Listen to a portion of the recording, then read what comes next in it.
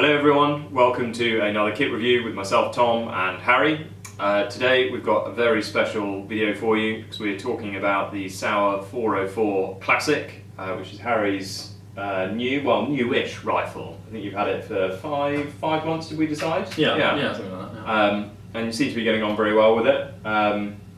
Still in the honeymoon phase, or? Yeah, I mean, so I thought it's quite good to review a rifle, obviously, once you've had a bit of time to sort of have a play with it, have a good think. Yeah. I feel like I'm out of the honeymoon phase with it now. I think that sort of lasts maybe a couple of months after you've shot a couple of deer with it or whatever, and you've kind of had to think about what you like and what you don't like about it. I think I'm probably in an objective phase to have a look at it now. Okay, good. As a rifle, I think I've never had a Sauer before. Always had Tikkas and my Haim rifle as well, which I very much liked. So I've never had a Sauer before, but I think Sauer in general are a fantastic company. I've always wanted a Sauer, which is kind of the reason I went for this 404. But as a sort of as a system, the sort of 404 modular system, I think it's absolutely fantastic. The stock on this I actually really like. It's got a really good sort of nice rubber, kind of almost sticky feeling, but not sticky. No, I mean, just about to it's got a say, nice kind of tactile feel to it, which I feel is the downfall of a lot of synthetic rifles. Yeah. But this one actually I think is really fantastic, and I've held some of the other ones as well. It's a high quality sort of rubberized bits, or the rubberized inlets on it are high quality. I know it sounds really silly to say, but there's some that you feel and you think this is only going to last 6 to 9 months, whatever. Whereas this, it'll go on forever. Yeah, I'd expect so. It, it hasn't got any sort of flex in it. It's quite stiff as well, which I really like. It's got an adjustable rear cheek piece, which is really nice. So obviously you can pull that up and down to align your eye with the scope. The only slight drawback is that if you then want to take the bolt out, then it hits the cheek piece. You have to lower the cheek piece. Do you find yourself using that, or do you just have it? You do, yeah. I do, yeah. If I remember to, it is helpful, I have to say. So, especially if I'm going on the range or something like that, it does really help. And especially, I always find that I need a bit of sort of a bit more comb, depending on your mounts and your scope and all the rest of it, obviously. But I think that definitely really helps actually bring it sort of your eye up in line. Moving on, I guess, to the sort of barreled action, which I think is like the sort of crowning glory of this whole rifle. It is absolutely beautifully smooth. It's like Tikka plus smooth. Beautiful jeweled bolt, accurate as you like. This is in 308 and it's got a heavy barrel, and we've been shooting some home loads through it, and it groups within your sort of fingernail, which I suppose you would expect for a rifle like this, but it's just really nice to have that. The trigger on it is excellent. Yeah. The barrel, whilst it's a kind of bull or heavy barrel, it's not overly heavy, I wouldn't say. No. Because I had the heavy barrel Tikka, and I mean, just looking at the profile, I know it might just be very, very clever in terms of the weight balance of it as well, but the Tikka heavy barrel felt much bigger and more bulbous than this does. I'd say this is a really good compromise, actually. Yeah. I have to say, when I take out stalking, I don't notice it being particularly heavy or weighing down. I mean, I'm just using a normal sling, whereas I think you found with your Tikka heavy barrel one that it was a bit... Which probably might also be partly due to the stock, because the stock on the Tikka was from basically the trigger back was completely hollow, so when that was slung over your shoulder, I found that basically the barrel constantly wanted to go down to point at the floor, which some people might like, but actually that's just not the way I've ever carried a rifle. Whereas this, because you've got this, you hear it, perfectly solid, good quality stock, maybe it's just that bit better balance. Yeah, the balance is excellent. So it feels like a well-proportioned rifle. Yeah. I haven't got a moderator on this yet, so that might slightly tip the scales a bit. But in its sort of raw format, I guess it feels good in the hand. So yeah, no complaints on that side. Like I was saying, the trigger is excellent. I really like the sort of adjustability that you get with this. For instance, you've got this. So this is the front sling swivel. There's lots of stuff about this on the internet, but just to show you very briefly.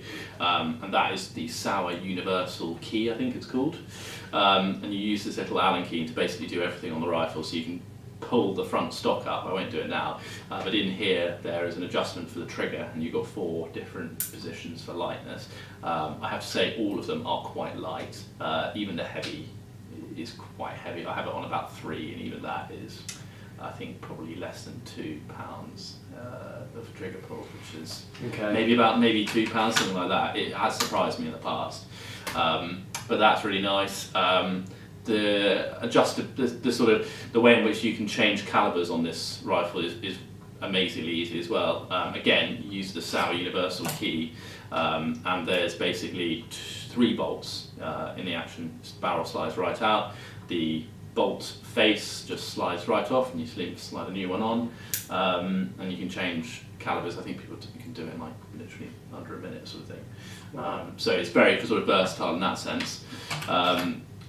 It's got some other very sort of modern, clever features. The decocker, for instance, I know a lot of the sort of Blaser rifles have that as well.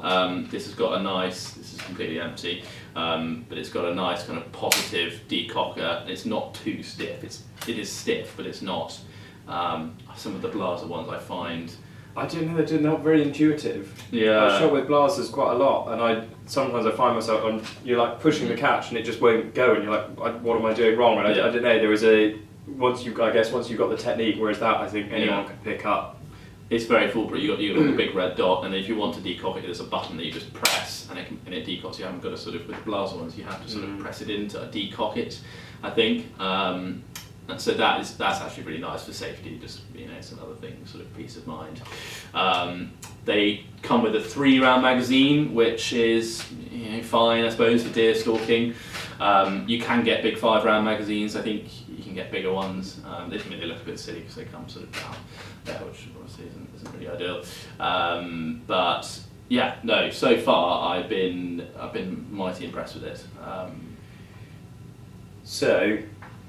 Golden question, and this, I'm sorry to ask it. Any downsides? Yes. They are not cheap rifles. I will say that much. How much will one of these set you back? I think they are the best part of £3,000. Okay. I think I haven't actually looked, so to take that with a pinch of salt. I think they are between £2,000 and £3,000. This is the base level. If you want, most people go for the sort of carbon XT with the thumbhole stock, and and if you want sort of grade 5, grade 8 walnut, whatever, you can get anything you like with these. They go for silly money. But I got this because you get the same barrel action effectively for less money. So I think Well, to be fair, for what you use it for, this is exactly what you'd want. I would have thought, in terms of sort of decent all-weather stalking rifle. It's got all the bells and whistles in terms of adjustable cheek piece that you'd want out of a sort of smart rifle. Exactly. I was looking for a really accurate, reliable tool that I'm not fussy about it really, even though it's a relatively expensive rifle. It's got it's quite hard wearing, things like that. So put it you're not worried about dropping it, etc. Just because I feel quite confident in it.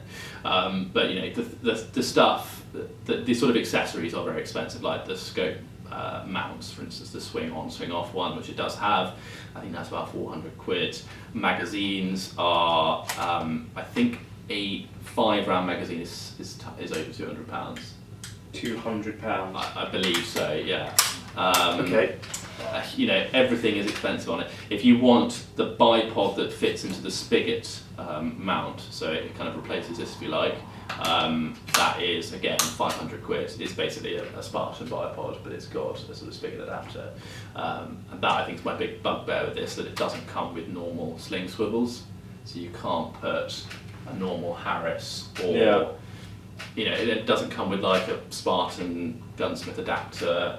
You have to basically use, if you want to shoot with a bipod, you have to use this thing, which is in some ways, I suppose, not surprising because it is in that premium category. It's a bit like a Blaser in some ways, in that they won't let you use anything that they haven't sort of approved and said that will work with our gun. So Yeah, I suppose that's what you're buying into, isn't it? It is, yeah. I'm afraid, but I just feel like it's a bit cheeky to sort of tack on Yeah. more and more and more and more. But I understand the business model behind it, but that is what I'm going to be doing. Actually, is fitting a gunsmith adapter to these, which you can get done.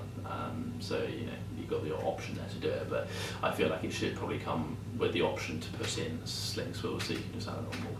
Tom, do you have any thoughts, having played around with it for a little bit? So I thought accuracy was superb on this. We were putting some 110 grain Barnes bullets through it, about sort of 3,000 odd feet per second, and it was clover leafing them basically. So really impressive stuff. Build quality is absolutely superb. I mean, you really, whilst we sort of did gripe that perhaps everything's a bit expensive on it, you really can tell if you compare this to say a sort of bog standard rifle. It is pretty impressive, really, and I think for someone spending this amount of money, everything on it just works and works really well. So I'm really impressed with it, to be honest. Really impressed. So I suppose that's probably us on this one. Yeah, check out Harry's videos and stuff on YouTube and Instagram, as I'm sure you'll see more of this rifle in the years to come. But thank you very much.